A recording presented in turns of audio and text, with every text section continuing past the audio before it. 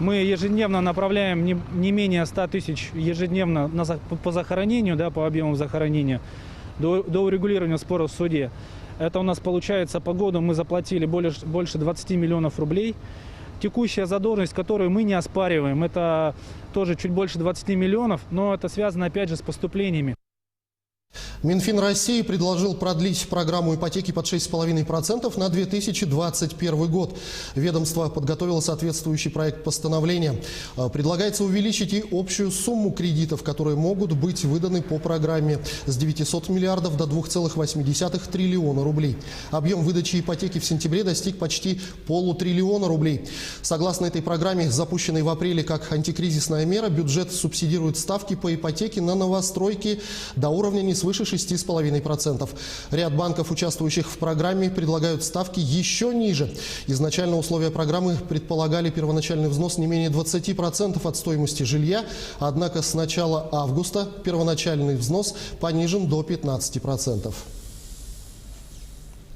Якутия получит почти 9,5 миллионов рублей на жилье для ветеранов Великой Отечественной войны. Всего регионам России правительство страны выделило более 1 миллиарда рублей на эти цели. Соответствующее распоряжение подписал премьер Михаил Мишустин. Деньги поступят в 65 регионов. Дополнительное финансирование поможет переехать в новую квартиру 607 ветеранам, вставшим на учет для улучшения жилищных условий.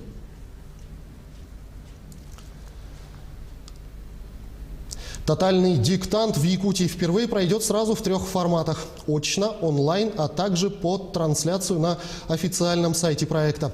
Участники смогут написать его от руки и после сдать на проверку. Акция проводится ежегодно для всех желающих. Впервые она прошла в 2004 году.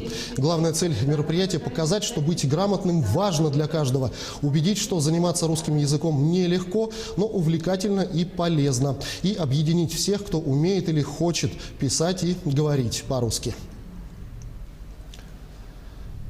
Сезон ремонтных работ на дорогах столицы подходит к концу. На всех объектах, которые попали под национальный проект «Безопасные и качественные автомобильные дороги», основные работы завершены. До 31 октября дорожники должны облагородить прилегающие территории, обустроить тротуары, установить дорожные знаки и освещение. Не обошлось и без нарушений. Подробнее в материале Александра Хавренко. На участке улицы Кеша-Алексеева, как говорят дорожники, действительно, да, основные работы по укладке полотна дороги закончены, осталось обустройство прилегающих территорий. Но сейчас мы видим классику жанра для Якутии. Идет обустройство тротуара, на тротуар также кладется асфальт, а на улице идет снег. Первыми внимание на нарушение технологий обратили представители Общероссийского народного фронта, которые из года в год контролируют качество выполнения ремонтных работ на дорогах. Без термометров, без замеры температуры, нет ни одного акта, нет ни одного журнала производства работ. Говорят, все нормально, так должно быть. С утра у нас был маленький инцидент, были представители ОНФ, получается, приостановили работу по укладке асфальта. Сейчас основание готовим, отсыпали сухой смесью, продули. То есть основание готово и буквально 200 метров осталось. Заканчиваем.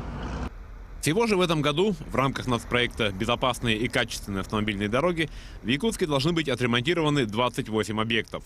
И всех интересует вопрос, успевают ли дорожники закончить работы к сроку. Да, у нас все контракты до 31 октября успеваем. На этой неделе начинается у нас рабочая комиссия по принятию объектов.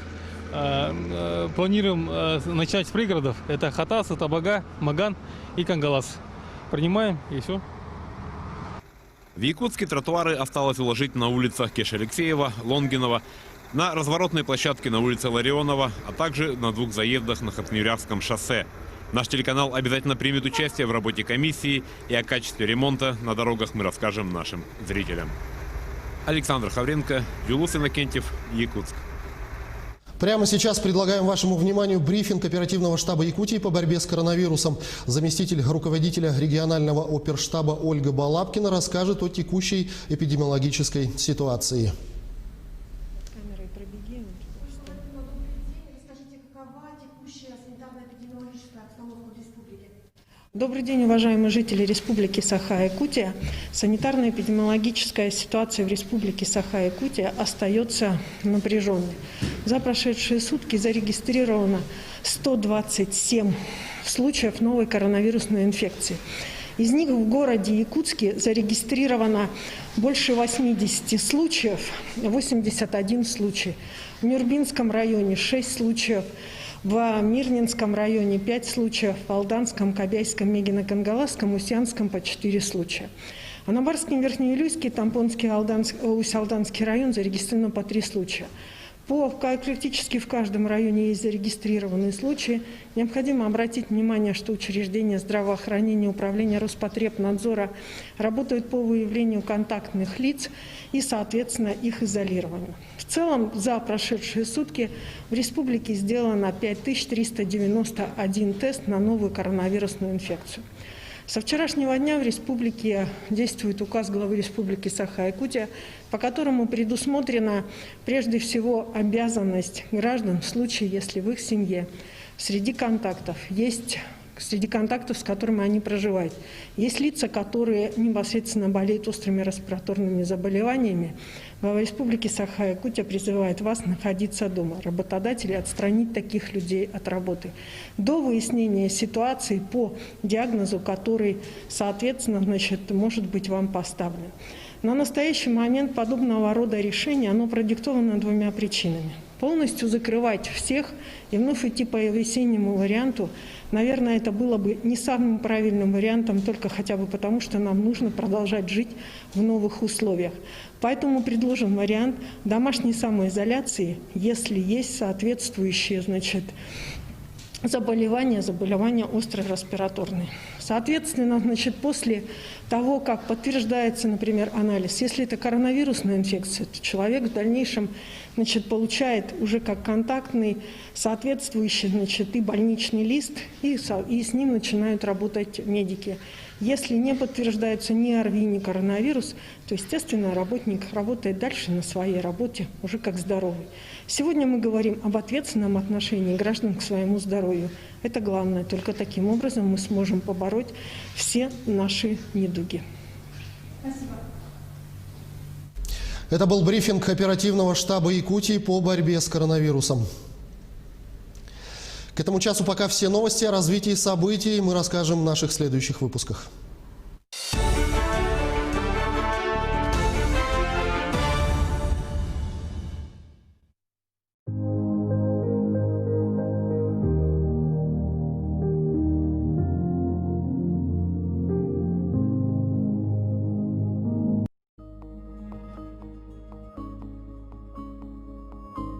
В настоящее время специалисты выделяют несколько основных видов мошенничества с использованием пластиковых карт. Как обезопасить себя от мошенничества? Единственный реальный способ снизить вероятность мошенничества с пластиковой картой – это соблюдать правила безопасности, внимательно относиться к своим картам, не доверять карты третьим лицам, не оставлять их без присмотра, не записывать пин-код в легко доступных местах и тем более на самой карте. Обязательно оставьте образец своей подписи на обратной стороне карты сразу же после ее получения и никогда никому не сообщайте свой пин-код. Его не вправе требовать ни работники банка, выдавшего карту, ни обслуживающий персонал банкомата. Регулярно проверяйте движение денег на вашем карточном счете. В случае потери или кражи платежной карты незамедлительно сообщайте в банк.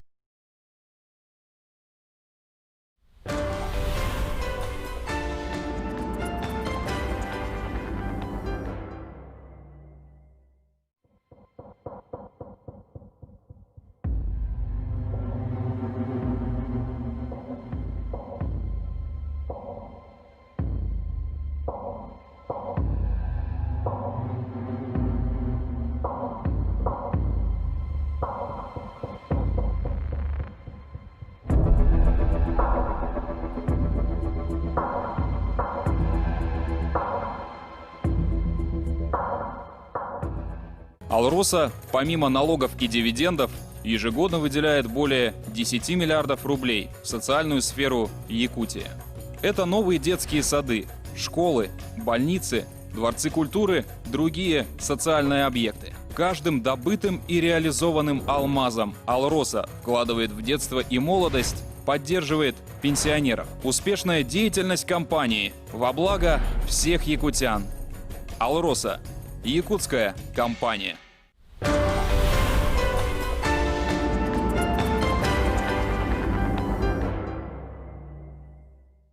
Свежие новости, любимые программы и сериалы от НВК Саха. Теперь все в одном месте. Скачивайте приложение на платформах iOS и Android и смотрите любимый контент у себя в телефоне.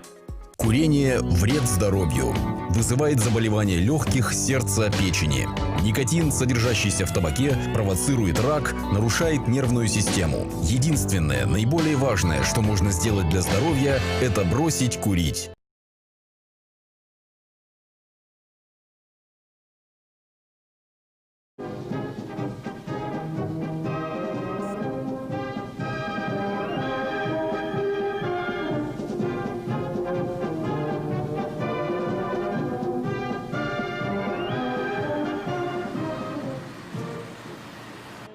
Удивительный город.